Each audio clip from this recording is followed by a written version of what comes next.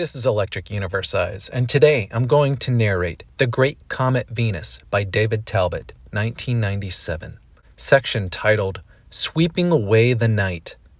Discerning the relationship of archetype and symbol is particularly crucial when the symbol, in its familiar associations in daily life, does not convey the extraordinary power of the archetype, the original experience from which the symbol takes its meaning. Without that relationship in view, the symbol can only appear random and absurd. A recurring symbol among the Aztecs is that of the broom, seemingly an emblem so far removed from our subject as to have no place in this analysis. Yet since the symbol does recur in ritual contexts of darkness and upheaval, it begs for an interpretation. The broom plays a part, for example, in defining the character of Quetzalcoatl, or woman snake, the chief advisor to the Aztec ruler, a figure standing in close but enigmatic association with both the horrifying serpentine goddess Coatlicue and the broadly revered mother goddess Toki. Strangely, Quetzalcoatl's relationships and symbols suggest two extremes, with no intelligible bridge between them. In her most familiar role, she offers a reminder of domestic responsibilities. She holds a broom and was remembered in the daily sweeping of the household shrine. But she was equally at home with the goddess of terrible aspect, the man-eating mistress of chaos. We must remember what Mircea Eliade and other perceptive students of comparative religion have taught us about the motives of myth and ritual. Inherent in the idea of correspondence with the gods was the idea of sacred moments, sacred domains, and sacred gestures, distinguished from the insignificant and profane by their connection with the great events and deeds of the gods. And the principle applied at all levels of activity, not just the publicly visible centers of collective ritual. Every household had its sacred aspect, as did the kingdom.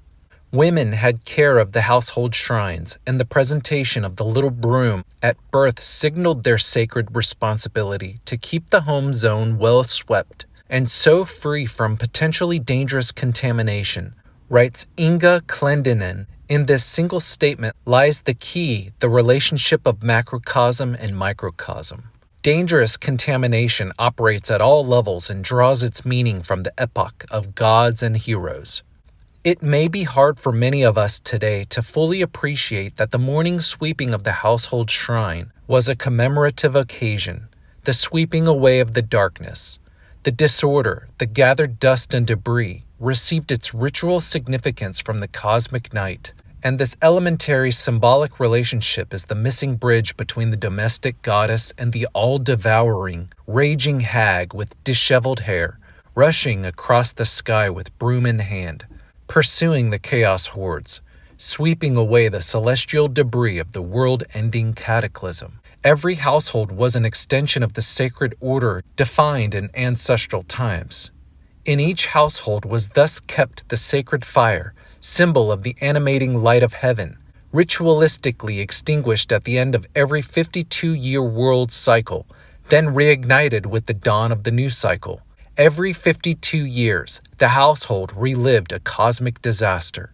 Then, each subsequent morning, as a symbol of the same events, the ritually ordained sweeping occurred. To the sounding of a beating drum, this drumbeat signifying the voice of the Hecatl, the dawnbringer, avatar of Quetzalcoatl, in the words of Jacques Sostel. The morning star shines with the brilliance of a gem, and to greet it, the wooden gongs beat on the temple tops, and the conches wail. Every dawn was thus an echo of the cosmic morning when the world was set in order after the great cataclysm. In ritual symbolism, matters of degree and scale cannot change original meanings. Goddess, broom, sweeping, drumbeat, the clearing of the cosmic night was remembered with each dawn of day. The holder of the household broom, therefore, fills the symbolic role of the goddess. And though broom and celestial conflagration may not seem compatible, the mythical memory does place them side by side. A hymn to the broom goddess celebrates Quetzalcoatl, plumed with eagle feathers, with the crest of eagles, painted with serpent's blood, with a broom in her hands, goddess of drum beating. She is our mother, a goddess of war, our mother a goddess of war, an example and a companion from the home of our ancestors. She comes forth, she appears when war is waged. She protects us in war that we shall not be destroyed. She comes adorned in the ancient manner with the eagle crest. The hymn makes our point for us. The goddess is the example, the exemplary figure to which the sweeping rites refer us. The symbols of disaster, of war, and of drum beating combined with those of the broom and of protection. A goddess who appears when war is waged has a now familiar sound. That is precisely the mythical role of the comet, and precisely the role of Venus in Mesoamerican astrology. It seems as if the commentators have failed to notice that a broom or whisk, be it constituted from straw or feathers, is a cometary symbol. See our brief list supplementing the 5 major comet symbols. A bundle of straw is an old European symbol of the comet. As we will discover also in our discussion of the world-destroying hag, the famous flying broom of the European witch stands beside the witch's disheveled flaming hair and her serpent dragon apotheosis as a cometary image. And most interestingly, in China, comets were above all else remembered as brooms sweeping away one kingdom, world, age, and introducing a new order, the very function of the broom in the ritual reenactments of the cosmic night in Mesoamerica. In fact, the broom plays a symbolically crucial role in more than one Aztec rite. A major celebration of the mother goddess Toki fell on the 16th of September, which was also a special day in the calendar of world ages. The name of the feast was Ochpanitzli, which means sweeping of the roads. The chronicler Duran calls it the Feast of Sweeping. The feast, as reported by Duran, was marked by human sacrifice, terrible commotion, and feigned skirmishes in which the goddess Toki herself symbolically participated. In the ritual celebration, the goddess was personified by a warrior who, donning the skin of a sacrificed female victim and armed with a broom, pursued a chaotic mob of warriors. At her descent, i.e. the descent of the impersonator, and in response to the moans of Toki, the earth moved and quaked at that moment. Remember the moans in the air when Caesar died, his soul to rise as a comet above the quaking earth. Hearing this report, Duran was highly incredulous. I tried to investigate this and attempted to laugh off and mock this absurd belief, but I was assured that this area of the temple, trembled and shook at that moment. Imagination may have served them well in this case, and the devil, always present, undoubtedly aided the imagination. Such is the power of archetypes. The commotion in the sky, moaning heavens, quaking earth, goddess with a broom pursuing the hordes of darkness. In these rites, the sky-darkening hordes themselves were personified by warriors armed with brooms and apparelled with colored streamers and plumed ornaments. A bloody fray then took place among them. With sticks and stones, countless men came to the combat and fight. Something awesome to see in such manner was the havoc of the cosmic night reenacted every year.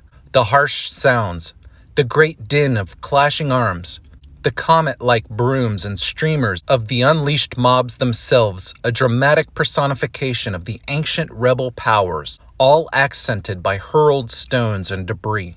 Could one concoct a more vivid portrait of the remembered cosmic upheaval, terminating a former world age?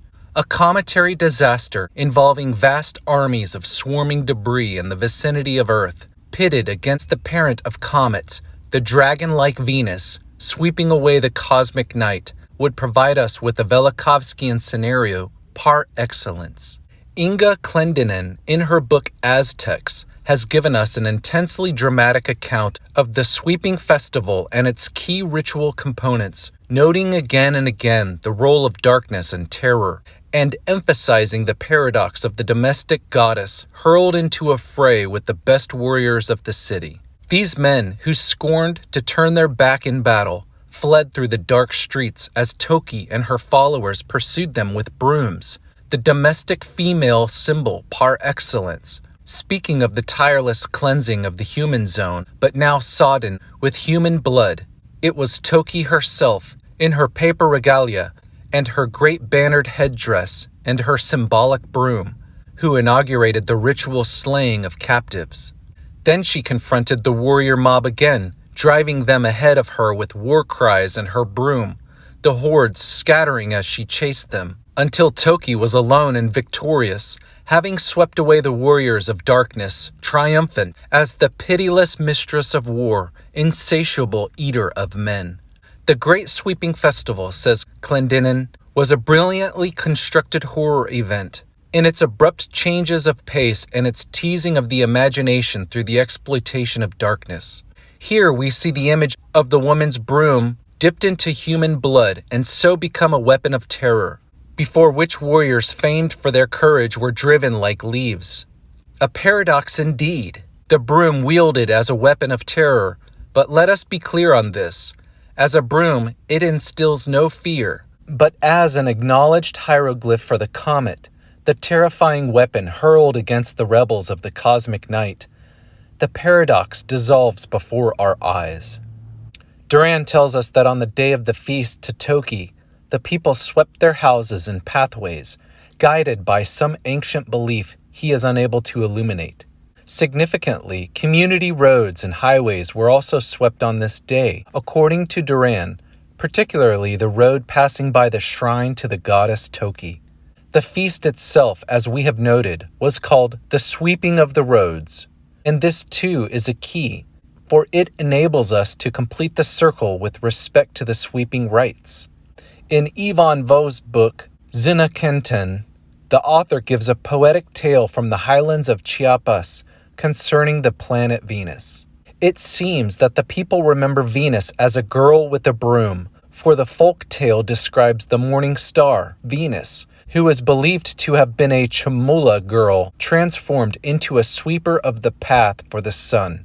It is the astronomical association, then the connection with celestial sweeping, the clearing of the way for the new sun or world age, that finds the planet Venus in the very guise we should expect. Even in the wake of vast cultural evolution and fragmentation, the nations of Mesoamerica kept alive the ancient link of great comet and planet Venus in the symbolic character of the girl and her broom.